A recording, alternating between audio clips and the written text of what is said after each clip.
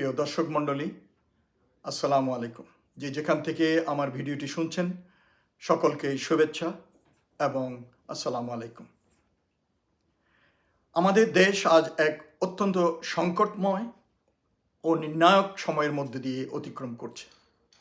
রাজনৈতিক, অর্থনৈতিক, সামাজিক ও নিরাপত্তাজনিত নানা চ্যালেঞ্জ থাকা সত্ত্বেও জাতি ও অন্তর্বর্তী সরকার একটি গুরুত্বপূর্ণ পর্যায়ে পৌঁছেছে।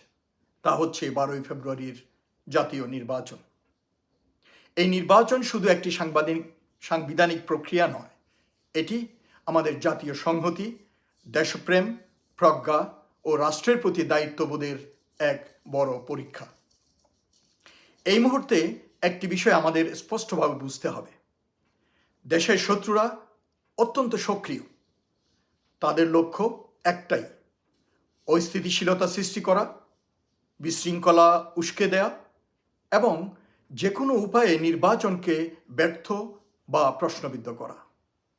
তারা গুজব ছড়ায়, আবেগকে উস্কে দেয়, বৈধ দাবিকে ভিন্ন খাতে প্রবাহিত করে এবং আমাদের নিজেদের হাত দিয়েই রাষ্ট্রের ক্ষতি করাতে চায়।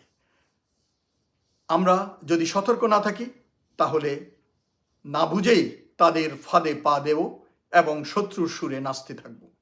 দেশের ক্ষতি করব, নিজের ভাইয়ে বুকে গুলি চালাবো। হাদি হত্যার বিচার অবশ্যই হতে হবে। এ দাবি ন্যায্য, নৈতিক এবং অনস্বীকার্য। এই হত্যাকাণ্ডের বিচার এদেশের মাটিতেই হবে ইনশাল্লাহ। এ নিয়ে কোনো আপোষ নেই। তবে সময় ও প্রেক্ষাপট অত্যন্ত গুরুত্বপূর্ণ। নির্বাচন সামনে রেখে এই মুহূর্তে এমন কোনো আন্দোলন, কর্মসূচি বা প্রতিবাদ যা নির্বাচনকে প্রবাহিত করতে পারে বা পরিবেশকে উত্তপ্ত করতে পারে, তা জাতীয় স্বার্থের পরিপন্থী, তা জাতীয় স্বার্থের ক্ষতি করবে। এটি বিচার থেকে সরে আসা নয়, বরং রাষ্ট্র ও গণতন্ত্রকে রক্ষা করার জন্য সাময়িক সংযম প্রদর্শন করা। সত্য কথা বলতে হবে, এখন নির্বাচনকে প্রবাহিত করতে পারে এমন সব আন্দোলন ও কর্মসূচি বন্ধ রাখা জরুরি। নির্বাচনের পর জনগণের ম্যান্ডেট প্রাপ্ত সরকার ক্ষমতায় এলে এর বিচার করা হবে, দায়ীদের বিচারের আওতায় আনা হবে দৃঢ়ভাবে আইনের শাসনের ভিত্তিতে। কিন্তু এই মুহূর্তে অস্থিরতা সৃষ্টি করলে তা বিচারকে এগিয়ে নেবে না, বরং শত্রুপক্ষের হাতকে শক্ত করবে, তাদের কাজকে আর সহজ করে দিবে। তারা আরও অশান্ত পরিবেশ সৃষ্টি করার জন্য চেষ্টা করবে। সাম্প্রতিক ঘটনায় আমাদের দেখতে হবে দুই পক্ষেরই সীমা লঙ্ঘন হয়েছে। ইনকিলাব মঞ্চের উচিত ছিল না এমন একটি সংবেদনশীল সময়ে যমুনার সামনে আগ্রাসী কর্মসূচি নেওয়া। এটি ছিল রাজনৈতিকভাবে ও কৌশলগতভাবে একটি ভুল সিদ্ধান্ত।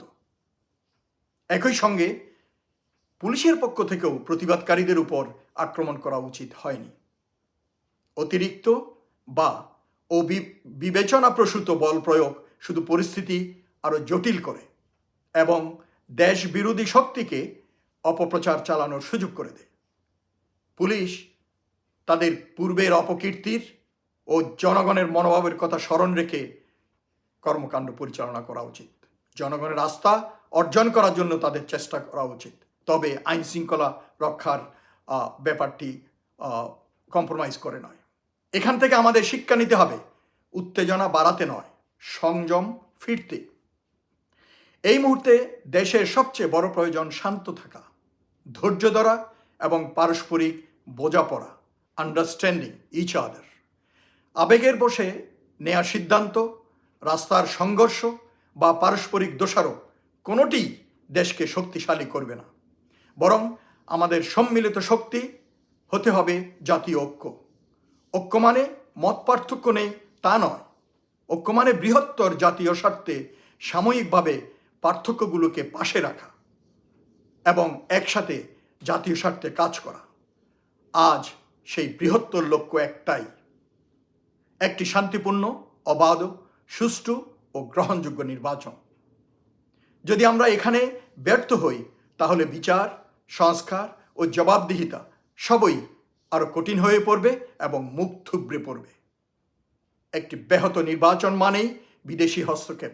মনে রাখতে হবে, আভ্যন্তরীণ ষড়যন্ত্র এবং দীর্ঘমেয়াদী অস্থিরতার দরজা খুলে দেয়া। যারা সত্যিকার অর্থে দেশকে ভালোবাসে তাদের নিজেদের প্রশ্ন করতে হবে, আমার আজকের কাজ কি? নির্বাচন রক্ষা করছে নাকি ক্ষতি করছে? এখানে একটি দৃঢ় সতর্ক বার্তা সকলকে দিতে হয়। এই সময়ে যারা জেনে বা না জেনে অস্থিরতা সৃষ্টি করবে তারা আগুন নিয়ে খেলছে। ইতিহাস তাদের ক্ষমা করবে না। যারা ব্যক্তিগত আবেগ, গোষ্ঠীগত স্বার্থ বা রাজনৈতিক কৌশলকে জাতীয় স্বার্থের ঊর্ধ্বে স্থান দেবে, এই সময়ে প্রতিবাদ ও নাশকতার সীমা রাখা খুবই সূক্ষ্ম। এক পা এদিক ওদিক মানেই রাষ্ট্রের ক্ষতি, জাতীয় স্বার্থের ক্ষতি। মনে রাখতে হবে, এটি আমাদের দেশ, আপনার দেশ, আমার দেশ। কোনো দল, গোষ্ঠী বা ব্যক্তির কাছ থেকে আমরা দেশটি পাইনি। আমরা এটি ভবিষ্যৎ প্রজন্মের জন্য রক্ষা করার দায়িত্ব পেয়েছি। দেশের শত্রুর ফাঁদে পড়া যাবে না। সেই শত্রু সীমান্তের বাইরে থাকুক বা দেশের ভিতরে পরিচিত মুখোশ পরেই থাকুক।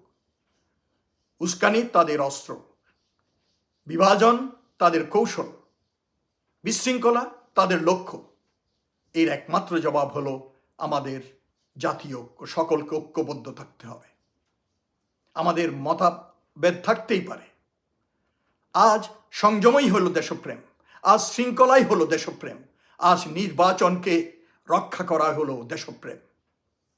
বিচার হবে, জবাবদিহিতা আসবে, সংস্কার আসবে, কিন্তু তার জন্য আজ রাষ্ট্রকে শক্ত করে দাঁড়াতে হবে।